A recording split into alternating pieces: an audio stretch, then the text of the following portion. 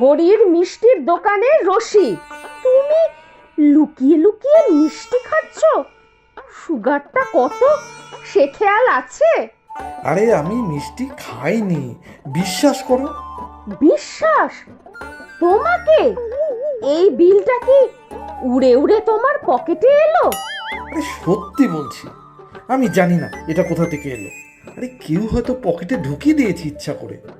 আমি কিন্তু মিষ্টি খাইনি।